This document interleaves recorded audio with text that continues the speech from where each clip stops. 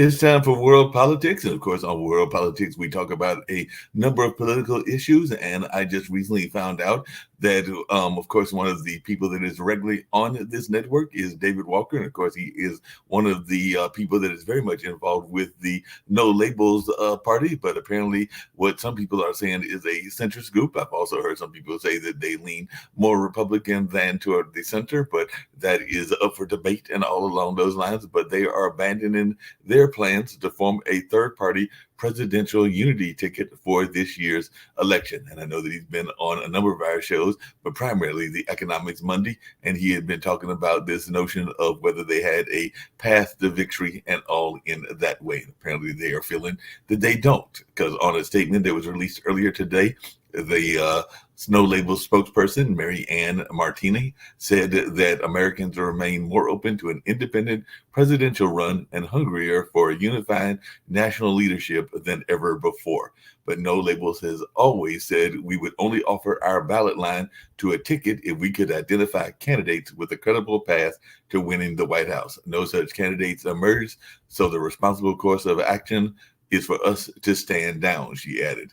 The Wall Street Journal was first to report on the No Label decision not to field a presidential ticket. So it looks like they are backing off of this notion. So in a quest for a unity ticket, the group had been rebuffed by several high-profile figures, including former New Jersey Governor Chris Christie and former South Carolina Governor Nikki Haley. Other top prospects, such as West Virginia Senator Joe Manchin and former Maryland Governor Larry Hogan, ended up distancing themselves from the group. And No Label suffered another setback when former Connecticut Senator Joe Lieberman, who I believe was one of their main architects and all along those lines, passed away. So that definitely didn't help them at all as well, because the group's founding chairman and one of its most prominent advocates died back in March. And so this is some other things that might have hurt them as well. So backed by centrist organizers with ties to the Congressional Problem Solvers Caucus, and No Labels announced last year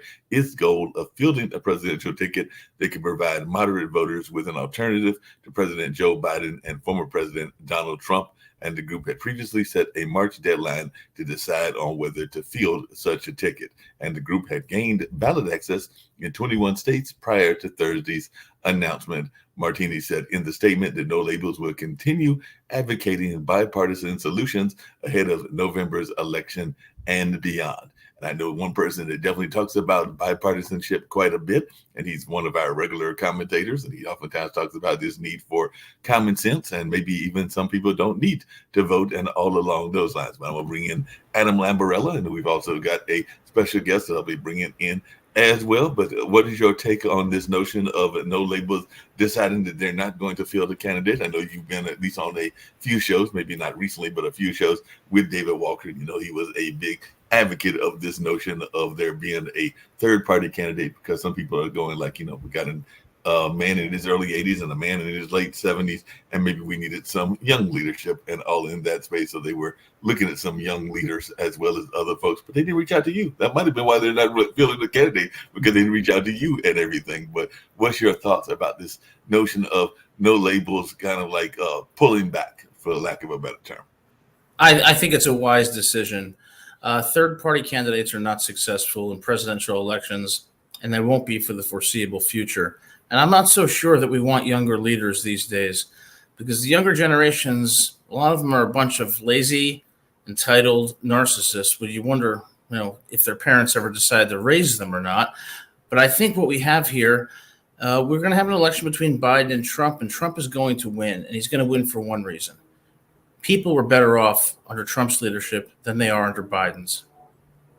They'll be interested to see what I'm going to bring in our special guest, see what he's got to say about this. He is a former ATF agent, and I want to hear what he's got to say, because one of the things that both candidates run on, and matter of fact, people run on it on the local level, they run it on the national level, they run it on just about every level, because I know that even here in Durham, North Carolina, where I am based at, our mayor just came back from Memphis because we have a gang problem. Ironically, there is a gang problem in Memphis, so they were having a summit, and ironically, the police chief in both cities is one of the same, because definitely our police chiefs that used to be here before Mayor Leo became the mayor, Leonardo Williams, and everything.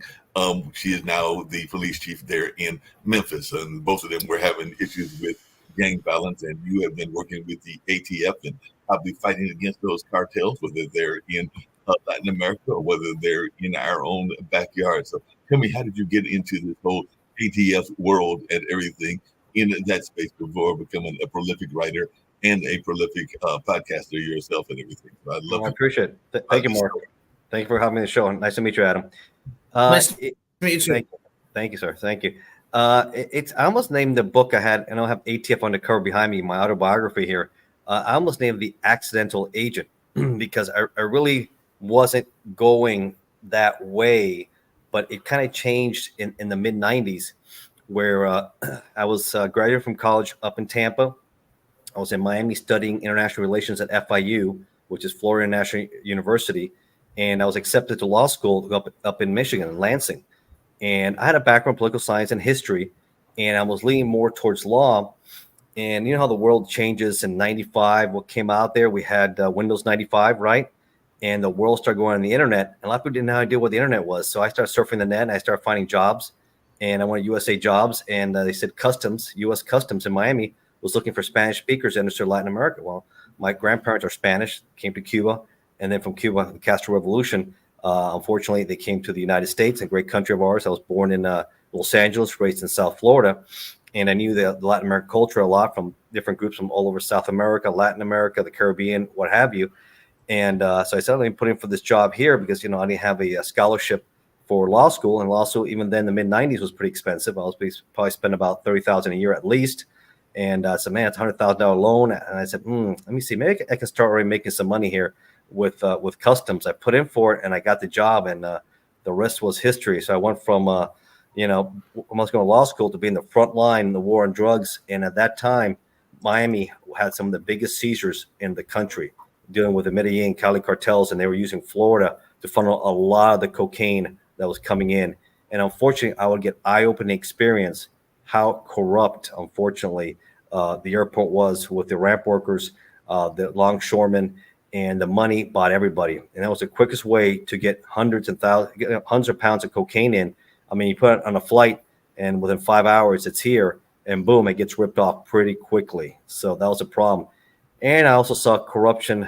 You know, I was in my early 20s, and it was eye-opening. I saw corruption also within the ranks, where we had some big operation. One of our supervisors was pretty much escorting the loads with local police, Hollandale and Hollywood police departments, clearing it at an off-site airport, and then bringing it in, unknowing to them that it was being watched by internal affairs, and they would get down. So a lot of things happened early. I learned, I met a lot of people. Long story short, I could tell you a lot more, but I know you have other guests here. Yeah. I would meet other agencies from ATF, because Customs make a lot of seizures, from FBI, Secret Service. And, at the border, you have Border Authority. You can search everything, but I wanted to make bigger cases, not just on the border. So I put in for DEA and ATF, and ATF picked me up about 5 years later. And then I was sent to Tampa, and that's when I started working a lot of undercover cases.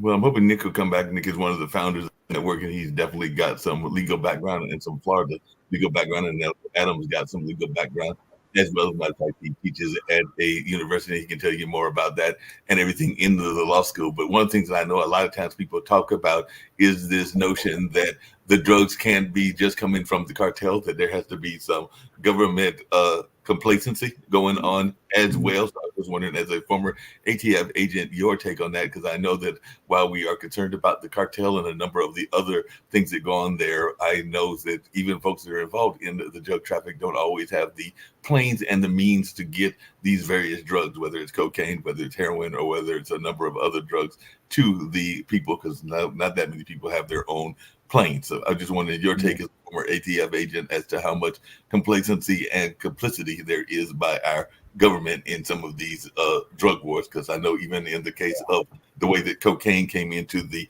inner city and everything, it didn't seem like it was accidental. Actually, crack in that case. But I was just wondering your take.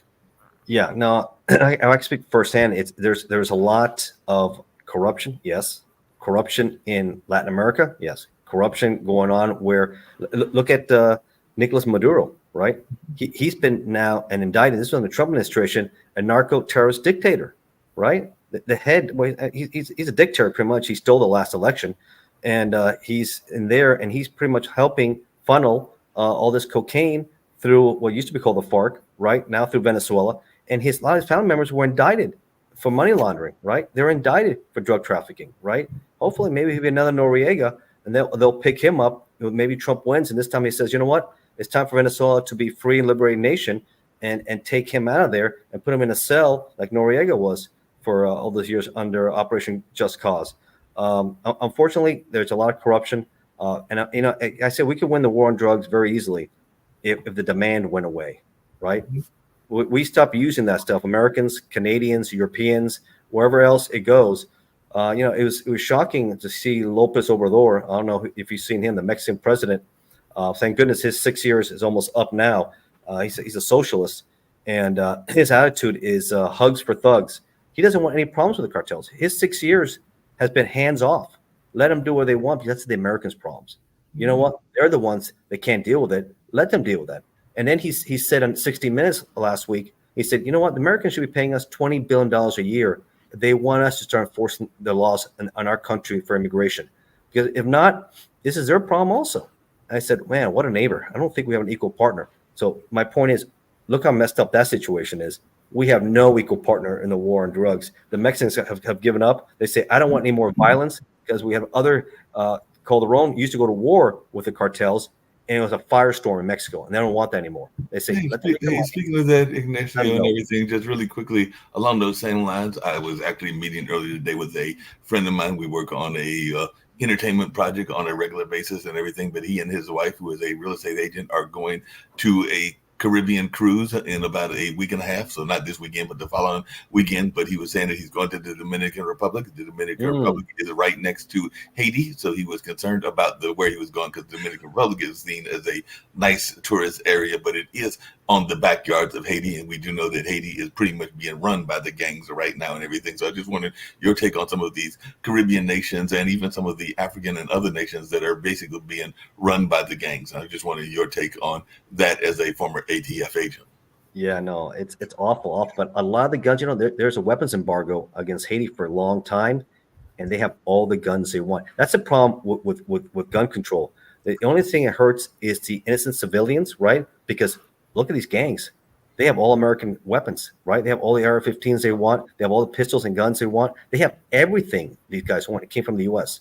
A lot of these cases I worked, they came from Florida, right? Very easy to load up. They'll go in stores and then smuggle them out, and out they go to Haiti, Jamaica, the Caribbean, Latin America. It's very easy. Mexico has very strict laws for gun control, but guess what? The cartels have everything they want because of the amount of corruption. But the innocent people, the hardworking people, are victimized by this system here. That's why I always said it doesn't work when you have gun control, because guess what? The bad guys don't care.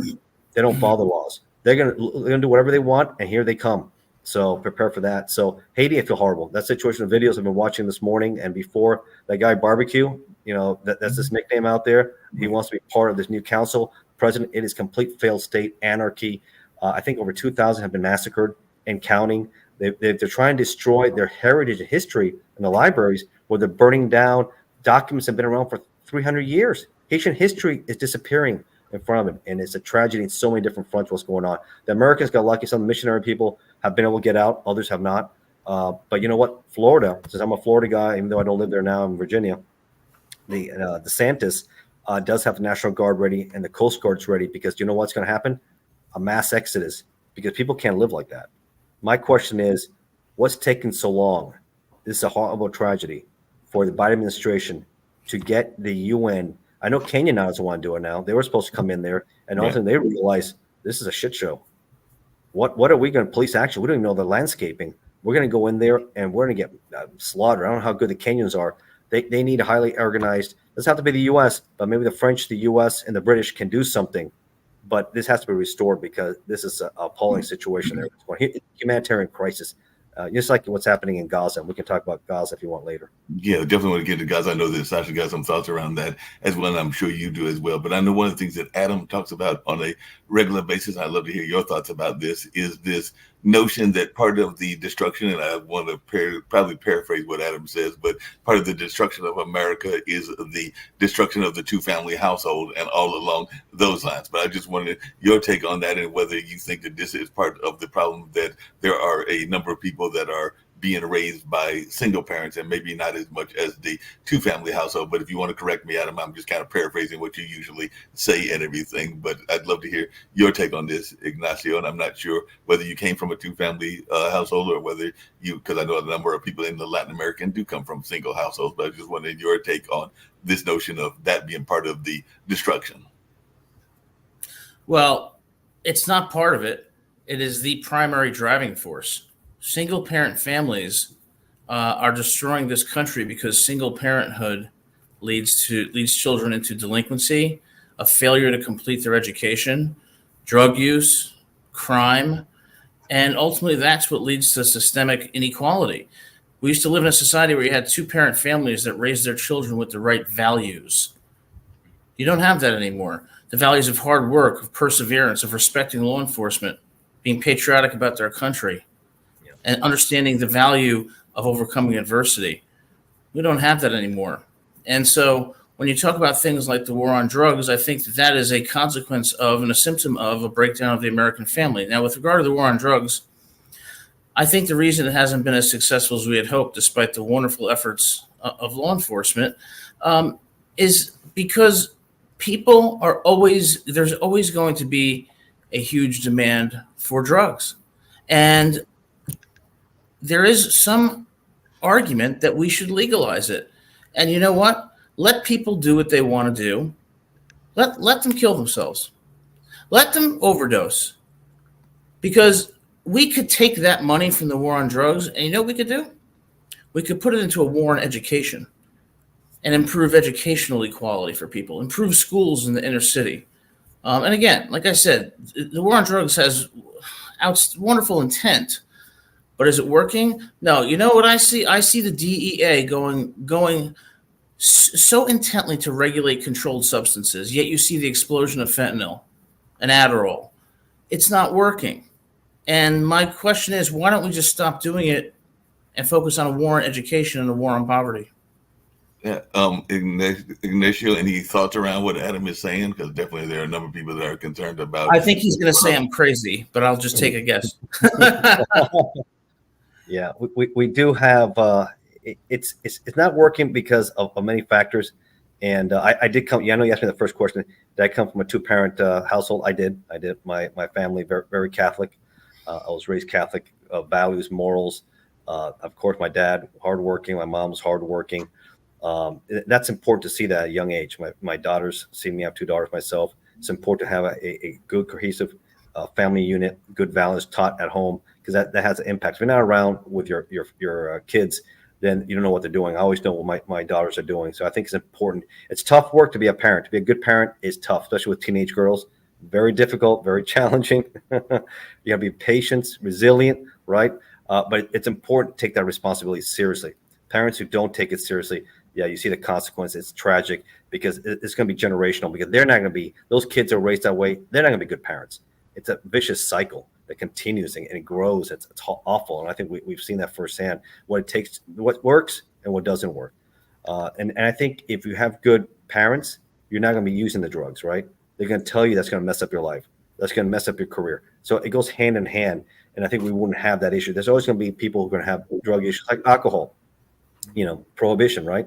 A lot of people said, eventually it was legalized. I see it in Virginia and in Florida, recreational and for medical use for marijuana. I think that's a step forward. I think it's the less of evil. I think a lot of people use it for personal reasons. I think that's fine. I see less and less fentanyl and cocaine. I mean, there was, I think in British Columbia, you can look at the YouTube video where the city has legalized it, and the level of people dying on the street is just appalling. Look at British Columbia, what you're seeing there in Vancouver. It is really sickening what you're seeing when they try to do that experiment. And I don't think that works either. I don't think what people want to see, like the homeless population. I don't think we want to see people homeless like that either, living. And that's what the way it becomes. We have to find a way they get treatment outside and maybe gradually get off it, but they need to get help and treatment. I think the key is treatment and these people want to get their lives. And also I see a lot, Mark and other guys, is that mental health is also a big problem too. We also have a big mental health crisis here. No, there's definitely a mental health crisis, and definitely we see that even with the homeless and everything. I know we got Sasha, and Sasha is of Ukrainian descent, but he has definitely been having a show that will actually be airing tomorrow every Tuesday about Ukraine and Russia and even the Chinese influence and everything. But he has also been covering to some degree what's been going on in Israel and Gaza. So since you're our guest, I was just wondering your take on that whole tragedy, because there is no doubt that that was a terrorist act what the Hamas did, and definitely Hamas needs to be gone and totally eliminated and everything. But I just wanted your take on the reaction to that attack and how this whole war has been going on over the last several months and everything. And then we can get into Ukraine and Russia, because you may have some thoughts around that as well. But I was wondering your take on Israel and Hamas. Okay, Israel and Hamas. I don't have to repeat how it all started. Everybody knows about that. It was absolutely horrific. Not even terrorist act. It's much worse than that, because the atrocities what were performed by Hamas, and not only by Hamas, but Palestinians who participated quite willingly in that, and they were cheering and celebrating on the streets of Gaza when 82 years old Holocaust survivors were dragged and brought into Gaza. They were dancing, screaming, and celebrating that. Okay, so I don't buy the fact that, here's a Hamas, they're bad guys. The Palestinians are all good, they're all innocent. They didn't do anything wrong. No, come on, I'm not buying that. It's Sasha, you said that a couple of times on the show that you don't see that Hamas and Palestine are separate entities, and then MLB and Toby have told you that it's they're not not separate entities. No, Hamas was in power of Palestine for many, many years. And when Israel left Gaza in 2005, there were no Israeli presence there. And at that time, the premier minister of Israel said, now you can build second Singapore. You're free now to do everything what you need. Mm-hmm. And many countries, Qatar, United States, many different Arab countries, they were supplying hundreds of millions of dollars. And what Hamas and Palestinians did with this money, they were building tunnels. And these tunnels used Russian subway technology. They are done like, even if they would have billions and billions of dollars, there were no technology available to Palestinians, Hamas, or whoever they are to build these horrible fortifications, which are now the only way to finish these atrocities. Hamas has to give up their fight. Hamas has to release all the remaining hostages. Of course, many of them are already dead. Many girls were raped and pregnant now by Palestinians. Okay, anyway, whatever is left there, release it, give up, and then that could lead to a new situation, to a new And so should Ukraine.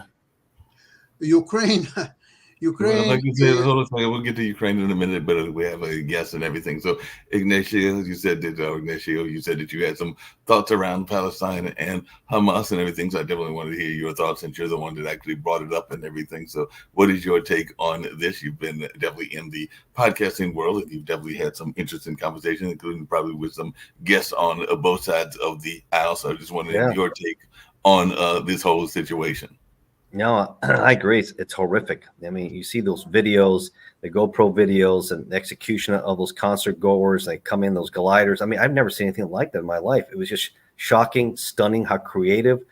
It's sad all that money that Hamas was stealing from the Palestinians. And look how Gaza City was overcrowded and the way they were living. Just looking at the conditions was just atrocious. If I was an Israeli and I'm living there, and you're saying you got to take care of this once and for all, this is your chance now to do some serious damage to Hamas. I was stunned to see how those tunnels are, underground tunnels. They're really elaborate, very sophisticated there. That's a lot of the money is used. But at the end, you have to go back to the core cause. That's the Ayatollahs, the Iranian, the rogue regime, right? But a lot of people think now may already have a nuclear weapon. AI has shown a lot of easy ways how to create a nuclear weapon. A lot of people think maybe they already have it. And what would they do with it? They were saying, from the river to the sea. I was in D.C. A couple of weeks ago, and my daughter was having a competition, and we like to walk sometimes to the White House. And every year we go to the White House, always see do a protest. Man, the Palestinians were in huge numbers. But what I didn't like, they saw people waving the Hamas flag also. And it said, you can't be one and the same. Hamas is a terrorist group, right? We want hopefully a peaceful two-state solution down the road where they can live. If you can't live together, I get it. It's a bad divorce. Separate but equal, right? But I don't like seeing the Hamas. That's a terrorist group there. But the Iranians have to be held accountable. They have to have the Hezbollah. They're funding what's going on in Hezbollah and Hamas, and in Syria, in Iraq. They're a big problem. I mean, they have 3 U.S. personnel killed. I believe it was in Syria off an outpost, right? And with their drones. I think Biden was weak in his response. I think we should have hit in Iran and sent a clear message. Don't mess with us, because look what's going to happen with you guys. You're going to play silly games anymore. Then it's time to really tighten up things and get rid of the Ayatollahs, because the people deserve, maybe not like the days of the Shah, but they deserve, the Iranians have a free democracy. This religious control that they're having there is ridiculous. Yeah, As you understand the American politics and why Biden is so weak, but not only Biden, all of them are weak. There's only one reason. They are all passengers on the ship, and the only thing they care is to win next election. So their horizon is 4 years. Okay, I have to do this and this and that. Okay, I'll help here. I'll deny help over there, and I will be reelected, or I will be elected, and that's all they care about. Hold on a second. Hold on, I haven't finished. Yeah. All they care is their salaries of $275,000 a year, plus free parking at Dallas International Airport. That's all there is to it. No, he was just saying everything, but I did have a question for Ignacio, because he mentioned that he had come from where his family had. I think he probably was a kid when this took place and everything, from Cuba, and the Cuban government of Castro is kind of why they left to go to southern Florida and all in that space. But and surprisingly, and this may surprise you, Sashi is not the biggest fan of Mr. Trump, even though I think that Adam has already declared that Trump will be the victor. But there has been a number of people that have been talking about the rise in support in the Latin American community for Mr. Trump and all along those last former President Trump. And I just wanted, as a person in the media space and as one that is definitely from South Florida, your take on that, and is that something that will possibly get him to victory and everything? So I do know that there's been a talk of there being a rise or an uptick in the amount of support this particular time versus last time when Biden won for Mr. Trump. And part of that is around that family values kind of issues that Adam was alluding to. But I was just wondering your take as our guest of honor today on that. I appreciate it. Thanks, Mark. No, for sure. I mean, look at 2020, 2016. Florida is getting redder and redder. I mean, look what happened with DeSantis. I mean, he really did well. Very strong showing with COVID and opening, keeping businesses open. People like that. And now he's in Mar-a-Lago, right? And everybody sees this as a witch hunt. I mean, Fannie Willis, I mean, what a scandal there. She shouldn't even be the prosecutor in Fulton County, right? Nathan Wade, her lover, right, that she brought in, who was doing traffic cases, divorce cases, has no racketeering. She brings him in. He's getting a salary of $650,000 a year. They're taking these luxurious trips all around. So there's so much going on that people are just sick of it. And because of he's a conservative, anti-communist, he wants to see a country keep America great, right? I think he's going to win Florida big time, bigly, as he says. He'll win it bigly. I'm sorry, Ignacio. Those trips were not luxurious. It was like 3,000 cruise ship, 1 week trip or so on. I just came back from Aruba. I spent $12,500. So you may call this luxurious trip because it was all inclusive, 5 stars, etc., etc., etc. But not what they did. It's definitely not luxurious. Yeah, look, but it doesn't look good to bring in your lover there, and it's unethical. It's unprofessional. You can't do that. You have to reveal that they lied. Allowed to have lovers? What's wrong with that? It is absolutely unethical. It's unethical. It's unethical, but it's not illegal, okay? Let's put it this way. It's not illegal. Unethical? Probably, Probably. I wouldn't take sides. But you know what? I read a lot about that. And you know, the lawyers, Adam, probably. Danny Willis is a moron. Hold on. Don't get. I mean, You know give me a break. You know it very well that the lawyers are very lonely people. And the only time they socialize with other lawyers and so on. And I'll tell you that she is not particularly very attractive woman. And there was such a man like him, and he put some attention on her. How could you criticize her for accepting his advances? Mm. You know what, Mark? Mark, I'll tell you something. If we want to bring this country back from the polarization that pervades, throughout the nation, we've got to do three things. Number one, two-parent families. There used to be a time when you had a mother and a father who sat around the dinner table with their kids, okay, and were there for their kids, supported their kids, and taught them the right values of perseverance, hard work, okay, respect for authority, okay, overcoming adversity. Number two, our country is diverse, but they have to unite around a set of common values: respect for liberty, respect for each other, okay? Civil respect for difference, okay? And an understanding that there are common values that unite people of all races and backgrounds. And number three, Trump has to win in 2024. Because if he doesn't, this country is going to go off the cliff. You have universities that have become so progressive and so discriminatory towards marginalized groups, including Jewish people, and that indoctrinate their kids. Okay, you have a border that's not secure. You have inflation through the roof. You have high gas prices. You have Transgender Visibility Day on Easter. Okay, this has to stop.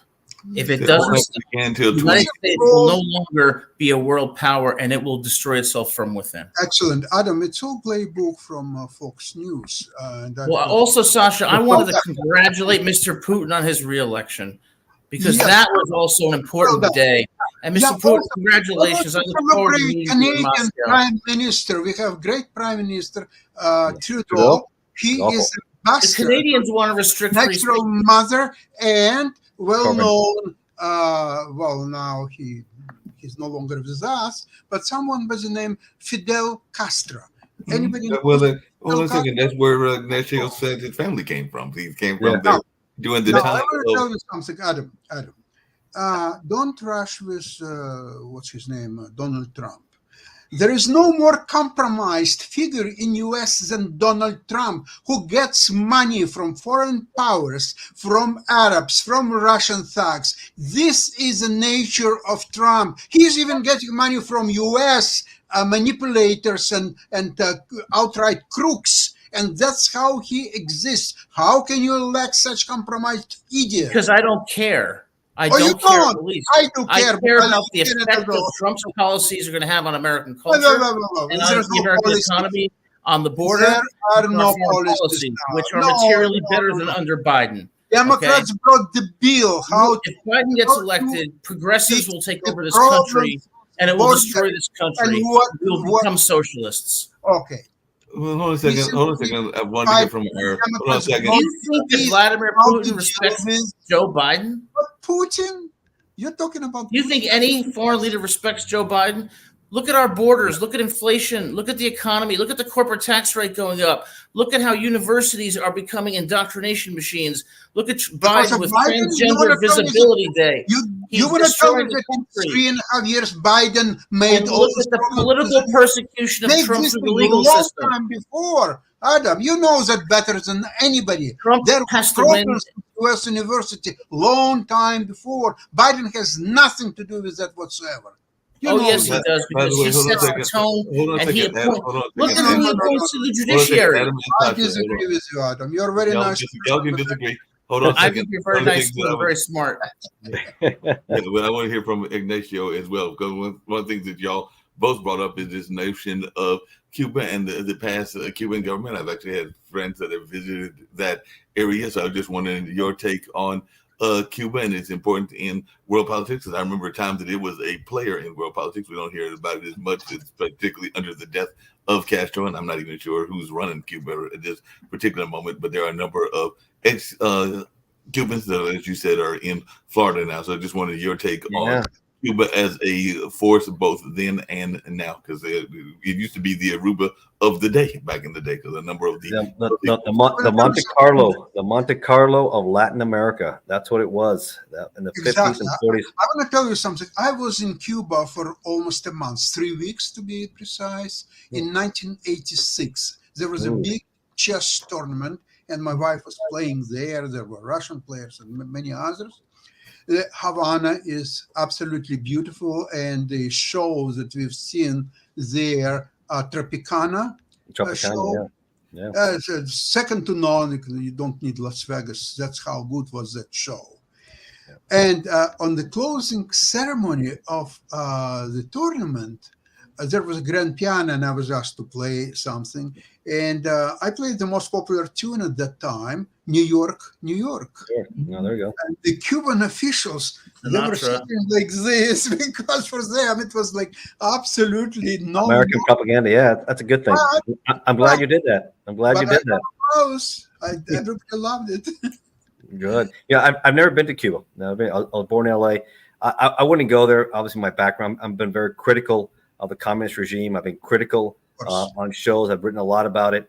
I've talked about it, and I would be risk myself going there as a spy. I mean, they've set up Americans who are sitting there who allegedly, like just the Russians do.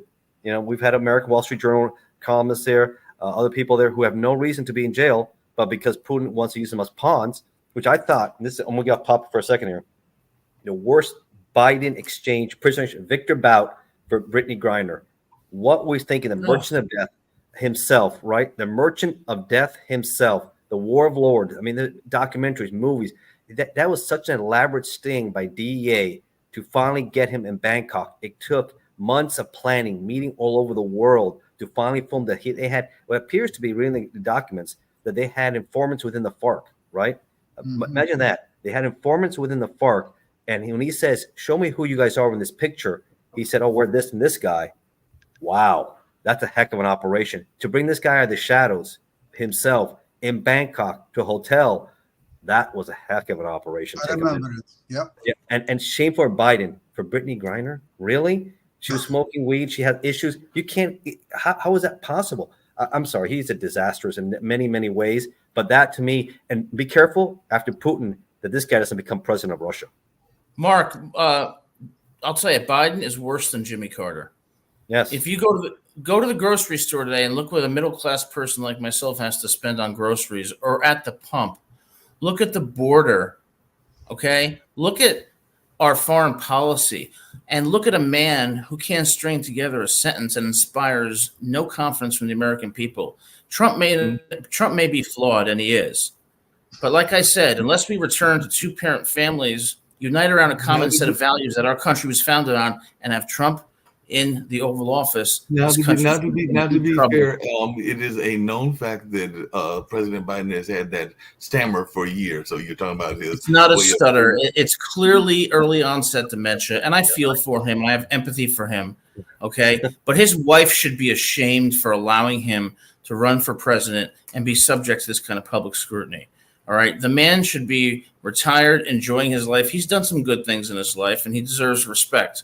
But a president, he is not. And a president, I hope he will not be in 2024, because those very values that I spoke about, he de-emphasizes. The very problems he exacerbates. Trump has to come in this country to get back to its founding. This is the question for both you and Ignacio. Is one of the complaints that people have, particularly in the African American society, but not just the African American society, is this notion of going back in time. How far back are we wanting to go? Because definitely there were some benefits to things that were happening in segregation. I even brought up that there are some people that would argue that there were ways that education was better for African Americans under segregation than it is under integration, because there were ways that things were allocated and all in that space and everything. So that is a problem because after there was integration, then some of the black teachers, I was actually talking to a teacher recently, had to go back into the classrooms that might have been administrators and other kinds of jobs. So there are a number of folks, including some black nationalists, that would argue that integration hurt folks. And if you want to go back to the Leave It and Beaver and Happy Days kind of things, then that might be a time when a picnic was literally another excuse for a lynching, because you know that is part of the history behind picnics, is people were literally having meals while they were watching somebody being hung, and all in that space. That's part of the reason of the name and the way that the name came about and everything, because it actually stands for pick, and I'm not going to use the rest of the word and everything, but that is definitely how the terminology came about. So there are some people that wonder, how far back are we willing to go? Well, what I would say to that briefly is segregation can be a very good thing if it's voluntary. Involuntary segregation that's rooted in racism is despicable, should not be tolerated. But voluntary segregation can be a good thing because, like I've said, homogeneous populations tend to, rally around the same values, okay, and have more stability. That's why diversity can be actually a threat to a country if it causes a breakdown in its foundational values. And that's not to blame on any specific race, but the biggest threat to the black community is that 73% of kids are growing up in single-parent families. Well, when actually the percentages, if you go by percentages, has been a rapider increase within white American society than the African American society. That too. Yeah, you're right. That too. So it has been happening. It's not a race thing. It's a class thing, and all along. It's a class thing. Yeah. But really quickly, Ignacio, and I'd love to hear your thoughts around this and everything, because even to what Adam is saying, there are a number of societies, including the Latin American society, that do sometimes come together in a insular fashion. This is one of the complaints that people have about the Indians and other Asian communities, and yes, even certain Latin American communities like the Cuban community in both New York and Florida and a number of other places, is that they intentionally kind of insulated them among themselves and everything. So I just wanted your take on that. There is definitely that kind of notion that people sometimes want to be with their own, and that can be to the betterment of those groups, but it can also, because just really quickly, because one of the arguments that happened within the Black Wall Street is there was this notion, if we go back to history and look at Booker T. Washington versus W.E.B. Du Bois, as to whether you were going to assimilate totally into the culture or whether you're going to have like your own. And there has been a push for having your own in some of those communities as well. But definitely that Latin American community has definitely had a strong roots of having your own, and even a strong entrepreneurial community within your own. So I was wondering your take on that. Yeah, I think you see that a lot when people come in from Latin America or Europe, wherever. You see in New York, the Italians, or when some areas, let's say in Brooklyn, or the Irish or the Jewish communities, obviously the Cubans stayed in Miami. It's especially if you're new and they speak the same language, it's a comfort zone, right? If you're with your own people, your family, it's comfortable. But as the generations go, I moved on, right? I was born in LA, Miami. Then I speak English. You're comfortable with a lot of different people and culture. You move on. I think a generation that came in a lot older, they want to stay there because maybe they didn't learn the language, right? They don't speak English. They just speak Spanish, and they feel comfortable. They're in their culture. They're not going to change. They're already at the end of their life. That worked for them. And I think, but they're still very patriotic, and they're still very loving for this country and very appreciative of everything and opportunities have been given. It's still, in my opinion, and what I've seen is the greatest country in the history of the world, and giving people the opportunities. And it saved the world from destruction from the Nazis, right? The Nazis would have caused death camps around the world because they were obsessed with an Aryan superior race, and nobody could keep up with them, and they didn't care. And without the Americans, maybe the Japanese would have taken part of it, the Nazis would have taken the rest, and it would have been a horror show, right? Look what the Japanese did to the Chinese when they butchered them, genocide, right? How horrible that was. So, you go about the nuclear. I saw a documentary on Einstein, his regrets of his theory of relativity being used, right? And he talked about his regrets that he had. And he said, well, you know what? I think it's better that we had used it than we've killed another 2 million Americans who tried to go over Japan. That would have been horrific, right? Nagasaki and Hiroshima, tough decision by Truman, but the buck stopped there. And I think he made the right decision. So going back to this, I'd rather live here in America, and I love the area I am, than anywhere else I've traveled, anywhere else. I love to visit, but this is it right here. And this country has done so much for so many people for so long. It has its problems. Hey, there's no perfect country, but I'd rather be here than China, than Russia, and especially some parts of Latin America. Yeah, that makes a lot of sense. Cuba. and I'll add Cuba because we spent one day on the beach in Varadero, and guess what? My the what I used for shoes to go on the beach, the shoes were stolen. Sandals? Oh, the sandals? They were stolen, and I had to go in a car without any sandals, without anything. Oh, that's good. That's hot. I can relate because Miami Beach is just the same way. So, you a hot summer day, man, you do not want to be without that. You'll be running pretty quickly. Yeah, that's only one bad thing about it. I hope one day I can go visit Cuba, but I can't with this environment because of what's in there, and I wouldn't risk it. They would lock me up with some bogus because I'm a big critic, and I'm out there always talking, and I know a lot of people out there, and it's not a safe. I would hope that the Constitution can be restored because Cuba had its great history of democracy, very similar setup as the United States, the Constitution. They had the president, they had the legislature, but the Senate and the House also. It copied the American system, and it was just sex. But you know what happens? Corruption with Batista, right? He was a corrupt dictator that was there. The Italian mafia thrived a lot during that time. You had the Meyer Lanskys, Santo Trafficante Juniors. You had the mob culture involved there, a lot of corruption. It ate at Castro, part of the revolution. He really despised American imperialism, American capitalism, and he felt disrespected being a Cuban that this was happening in Cuba at the time. It led to the revolution, right, in years, and then eventually it toppled everything. But I think a lot of people had no idea that he would be such a Marxist communist nationalist.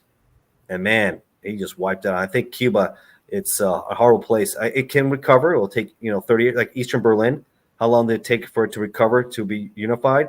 It's possible, but it's going to take time. And hopefully sooner than later, Raul Castro, believe it or not, is still alive. He's in his 90s and he's still alive. So, and the difference with Germany is that East Germany eventually joined the West Germany and became a unified country. Cuba is an island. There is nothing to join, so they have to go through immense process to get rid of all this garbage. But they will. They will. And plus, remember, there's a lot of money, a lot of billionaires, Cuban Americans. I went to school with Jose Mas, the Mastec, right? Mas Canosa. These guys are now, they own the Miami soccer team, right? Which with Messi plays in out there. Yes. There's a lot of money that's willing to go to Cuba in a heartbeat to bring it back to where it was, even stronger with technology. And I think people would love to go there. I mean, people go to Las Vegas. I think they would love to go to Havana and have a good time instead of going out there and take beautiful cruises. And I think tourism will be amazing again. All they need is to put together a strong soccer team, invite Messi and Suarez and a few other players. Yeah. They will do immensely. Yeah, they would do great well and everything. Yeah. Ignacio, just really quickly, because I kind of alluded to it earlier, and Adam kind of went there as well. But how strong do you think that the Cuban vote will be for Trump, and how much do you think it will be an impact in either his winning or not winning a second term? Because whoever wins will be having a second term, whether it's back-to-back in the case of Biden or whether it's broken up in the way of Grover Cleveland in the case of Trump. But like I said earlier, and like I said, I'm not the strongest. I'm not a Trump supporter. I'm just going to be blatant about that. And anybody who watches the shows knows that, just like they know that about Sasha. But I am one that listens to everything and can see both the good and the bad of everybody and everything. But I just wanted your take on the Latin American vote. And there's even seems to be a spike in votes or support from, as Adam just said, the African American community. In fact, I've seen some numbers that seem a little bit inflated to me, but they might be stronger than I'm thinking. I just wanted your take as one that's been following a lot of this through your own podcast and through a number of other things that you're involved in. Yeah, I think if you have your own business, you're an entrepreneur, right? You're a capitalist, you very much going to go for Trump. Because people have a lot of small businesses. So if you're a business owner, you're definitely going Trump. If your family came from a harsh communist society, Venezuela, Cuba, a lot of Venezuelans, you're going to be voting for Trump also. You don't want that system come back. You don't want your kids now to suffer what your parents suffer for, what you suffer for. You say, no, we don't want history to repeat itself. So I see him going with Trump on that end too. And so if you're capitalist, you're hardworking, you want Trump. Yeah, like he said, you may have to hold your nose a little bit when you vote because you don't like some of the stuff he does. But you don't want to see Biden either because his decision, like Afghanistan, we haven't talked about Afghanistan, but that withdrawal from Afghanistan. Did you see the State of the Union address when one of the fathers whose son was killed, Marine, was chanting Abbey Gate, and they had removed him and all that? I mean, that was a horrific way. You can't have the Taliban doing security. We were at war with them for 20 years, right? That was not well planned. And after all that capital, all that blood we lost, why don't we at least have Kabul? Why didn't we do something with the Northern Alliance? We trained these guys, Afghan security. They folded. They didn't care, but we had to have a plan B. And the State Department now, from OIG, said they had no plan to evacuate the Americans, to get their people out. That was horrific. I mean, that was poor. That alone, I knew. I wrote a book called Joe Biden One and Done a year and a half ago, and I made the case then that Joe Biden was not going to win. Now with RFK Jr., I know we haven't talked about him, but RFK Jr. in the mix, he's the Ross Perot of 92, and this in any third-party candidate that comes in, the incumbent has not won. Anderson did it to Carter. This guy's going to do it to Biden. And look what he said about him on CNN 2 days ago. This guy is a bigger danger to democracy than Donald Trump ever was. And the reason why, said. and the reason why, because the Democratic Party screwed him. They didn't let him run. They should. What kind of party is crooked like that pretty much made it impossible for him to do anything? Imagine that, a Kennedy, Bobby Kennedy's son, Attorney General, senator from New York. The guy was assassinated by Sirhan. LBJ stepped down because of him. He was going to become president of the United States, wasn't for Sirhan, right? His uncle was assassinated, and he's saying, I'm done with the Democratic Party. Ignacio, just really quickly along those same lines, I'd love to hear your thoughts about this. We've only got a few more minutes to go on this show. Then we've got Coco's show that comes immediately after this. But there have been a number of times that we have, and you were in the government, that we have trained people that have then turned around and gone after us. There are people that literally say that 9/11, which took place back in 2001, that we trained those airline pilots. Even you talked about Noriega, he was definitely trained by the U.S. government and a number of others, and even Saddam Hussein and a number of others, including both in Africa and other places. I just wanted your take on our own complicity in some of the things that have come back and bit us. If you want to look at Malcolm X, he used to talk about when the chickens come home to roost, if you know that quote. And it does seem sure. In some cases, there are things that are coming back to roost in our own situation that we kind of sowed these kind of situations. But as one that was in the government, in the ATF, I was wondering your take on that. Sorry, you have to leave. Goodbye to all. Okay, Sasha, it was nice meeting you. Take care, sir. All right, thank you. Nice talking to you. All right, thank you, sir. All right. I mean, Bin Laden, right? That's a perfect example. I mean, we helped them with funding the battle against the Russians, right? The Soviet Union, taking them down, and look how they turned on us. The Saudis, all of them were Saudis too. You know, we can talk about the situation in Saudi Arabia and with the Crown Prince Hassan bin Salman, right? Is this somebody we want an ally? Yeah, because if not, it's horrible what happened to Khashoggi, right? Jamal Khashoggi, and what happened at the Turkish embassy there, because he's a critic. I think we all believe in freedom. That's not the way he handled it, but he doesn't handle critics well. It seems like he had last year over 80-some people executed in one day because there were critics, minorities, gays, what have you. And you know how they execute them? Beheadings. So yeah, we have a lot of people here. We'll see what happens with Saudi Arabia. A lot of people want to get on board with the Saudis. Yeah, we don't want another problem like we do with Iran or Iraq. We don't want this become another Iran or another disaster. But this family either is not good either. And we have to be very careful. But it never sat well with me that they're all Saudis that came at us like that. And now look at how tight because of oil. I'm hoping we get energy independence, return to that, because I don't like being dependent on these kind of countries like Nigeria or the Saudis or Venezuela, who don't share our moral values at all. Yeah, interesting point there, those moral values. I was just wondering your take on that, because I know that that's been part of the campaign thrust of a number of candidates, is this notion of trying to be a Judeo-Christian country and trying to be moral. If you watch some of the ads here in North Carolina where I'm at, I'm sure you see them in Florida as well, is oftentimes directed as us being a better moral version of ourselves. But I just wondering your thoughts about that, because there is some people that would say that is opposite of the separation of church and state. But I just wanted your take on that, Ignacio, as to how much that should be playing in our political landscape. Religion or non-religion? Religious state, non-religious state? Right. Yeah, I mean, I think separate church state is a good thing because you see sometimes what happens when a religious state takes over. Like you look at Iran, right, or you look at other places where they radicalize, or the Taliban. They consider themselves how they're doing things in Afghanistan. I like separation. People, you want to believe, great. If you don't want to believe, that's fine too. I believe in freedom of expression. Living the life you want to live and let live. Respect, tolerate each other, respect each other. Whatever they want to do, that's what makes us great. But say, no, you're going to do what I do. It's my way or the highway. And here comes punishment for not doing it our way. That's not the side that we want. I try to be very listening and understanding. And I may not agree with it. Maybe, some people want religion. They don't want religion. What works for them. But you can say, no, you will be religious. You're going to do as we tell you. And you're going to go and pray. I don't believe that kind of society. No, you will bow 5 times a day, or you're going to be in church every Sunday, and you will be doing X, Y, and Z, or wherever. No, that's not society. Maybe not 21st century America. That's for sure.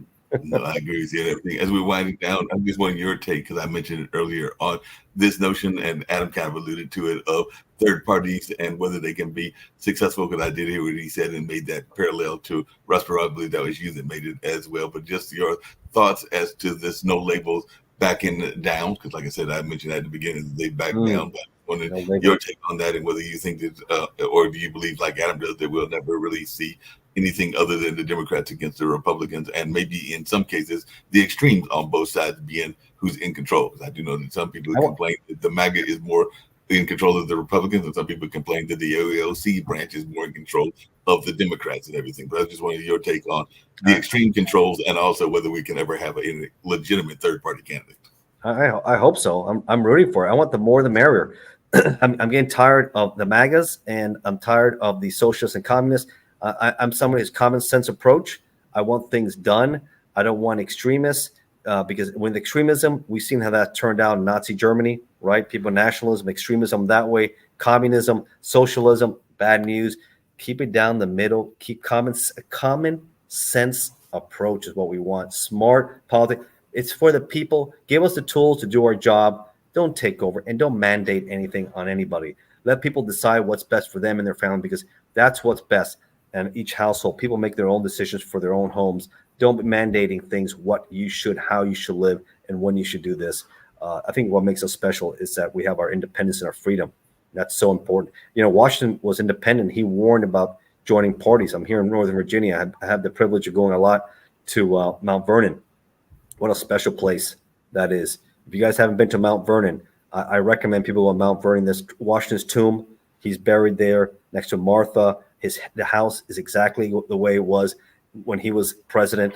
It is a very special place, and everybody comes and pays respect to Washington, what he did. A great general, great president, and I really love that I'm here in Virginia. And he said, be careful of parties and be independent. So maybe we need to go something where maybe RFK Jr. can shock the world and win as independent again and be the first president since Washington as an independent. We'll see. But I believe the more the merrier, more options, and we need to bust this monopoly. Yeah, I agree with you on that and everything, because it is definitely a monopoly, and it's oftentimes a monopoly that's controlled by money interests and special interests all along those lines and everything. But Ignacio, you've been a great guest, and I've definitely enjoyed your remarks and your thoughts. And like I said, as Adam will say, sometimes we agree with each other, sometimes we don't, but we try to be respectful and listen to each other's viewpoints. And it's definitely been interesting hearing yours, and hopefully you'll make a return trip. The show is every Tuesday and Thursday, and I did find the whole StreamYard family and everything, so hopefully you'll make a return trip and meet Nick, who was here earlier, one of our founders, along with Kim, and engage in conversations with myself, Adam, Jacoby, who wasn't here, Steve Rao, and a number of others that sometimes pop in as well. So get you back on. But if you want to share just really quickly, since we don't know when you'll be back on, how folks can reach you and how they can get some of these amazing books that you mentioned earlier, including the book about the ATF. So if you'll just close us out with telling folks how they can reach you. Yeah, absolutely. You can reach me on Facebook, on LinkedIn, Ignacio Esteban. I reach there a lot. Goodreads also, if you like Goodreads. My books, all my books are exclusively on Amazon, 80 books, all digital. And if you're a Kindle Unlimited subscriber, all my books are free. So if you're a KU subscriber, all my books are free. If you like true crime, a lot of cool stuff on true crime. If you like politics, we just had a great conversation. I talk about a lot of this stuff here. The one I just did on sports, True crime is pretty good, and it deals with a lot of the stuff here. So I think you can look at that. It's a good read. And also, if you don't like reading, you like Audible, then ATF Undercover is available on Audible, and also The Most Dangerous Crime Syndics of Our Time. Well, I appreciate you. Appreciate you being on. I think Adam to appreciate you as well. We're going to get on out of Absolutely. here. Nice meeting you. Back on. Nice meeting you, Adam. Hopefully we can do it again. I enjoyed it. I would love to. Thanks a lot. Thank you, guys. Appreciate you. All right, Mark. Take it Thank easy. you, brother. Take care. No problem. Yeah.